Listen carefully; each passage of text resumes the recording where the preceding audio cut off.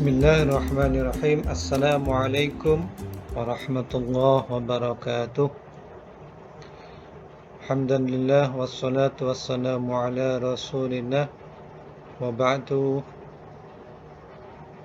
Hadirin yang dimuliakan oleh Allah, alhamdulillah kita bisa berjumpa lagi di kegiatan Kultum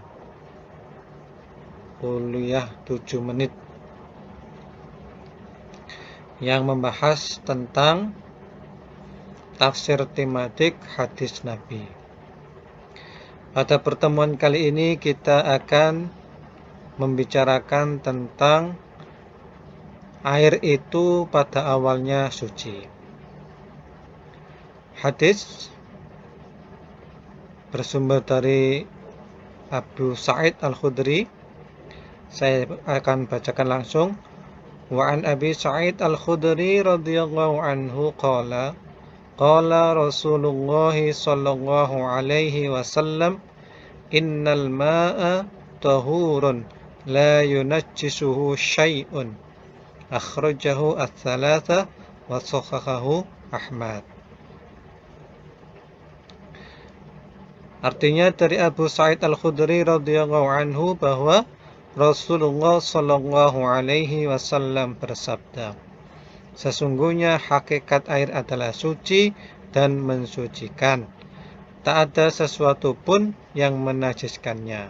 Dikeluarkan oleh Imam 3 dan dinilai sahih oleh Ahmad. Kita lihat status hadis dulu. Hadis ini sahih. Banyak ulama hadis yang mensahihkan hadis ini. Abu Dawud, At-Tirmidzi, An-Nasa'i, Ahmad, Daruqutni, semua mengatakan hadis ini sahih. Termasuk ulama hadis kontemporer Nasruddin Al-Albani. Nah ini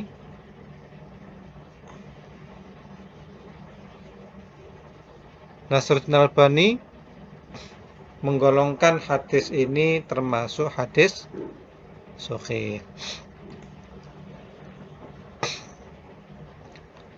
Tidak saya baca semua komentar ulama-ulama hadis.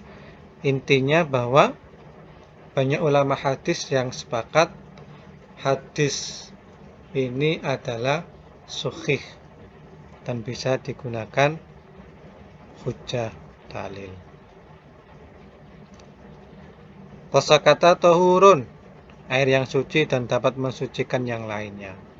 La yunajjisuhu syai'un, tidak ada sesuatu pun yang menajiskannya, tapi tentu saja ia dibatasi oleh batasan-batasan tertentu. Ya. Selama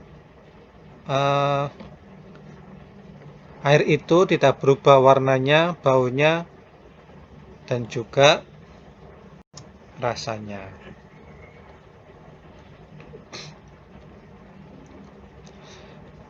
Kita masuk ke kandungan hadis. Ya. Yang pertama, hadis di atas menunjukkan bahwa yang dijadikan dasar, pada dasarnya air itu adalah suci. Jadi air itu pada awalnya dianggap suci. Ya.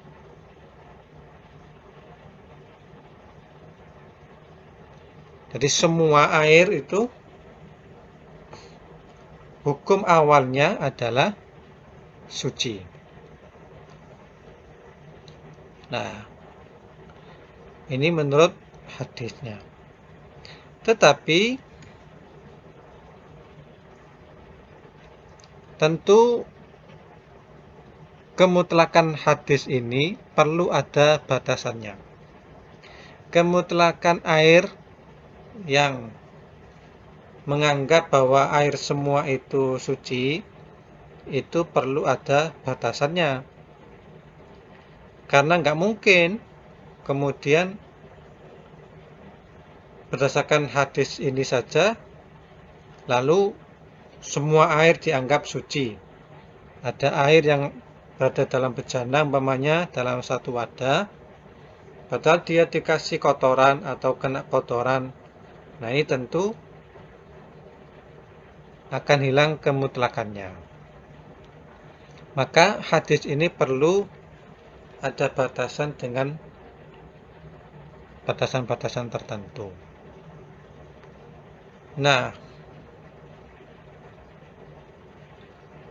para ulama sepakat bahwa walaupun pada awalnya hukum air itu termasuk suci, tetapi jika air itu sudah berubah warnanya, sudah berubah bentuk, berubah rasanya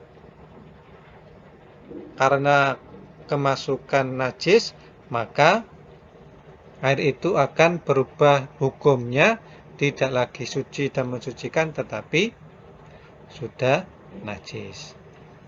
Ada hadis yang walaupun ini hadis dhaif, tetapi para ulama sepakat hadis ini bisa dijadikan batasan hadis atas.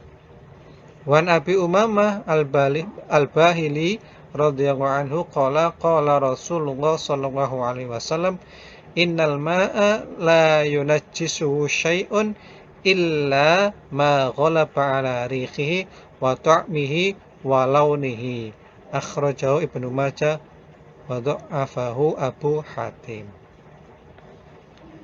Dari Abu Umamah Al-Bahili radhiyallahu an bahwa Rasulullah sallallahu alaihi wasallam bersabda, sesungguhnya air itu tidak ada sesuatu pun yang dapat menajiskannya kecuali oleh sesuatu yang dapat merubah bau, rasa atau warnanya.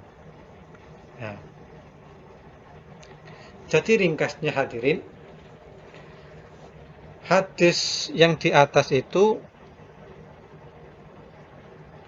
membicarakan air pada awalnya dihukumi suci dan mensucikan secara mutlak, tidak ada batasan. Tetapi tentu ini tidak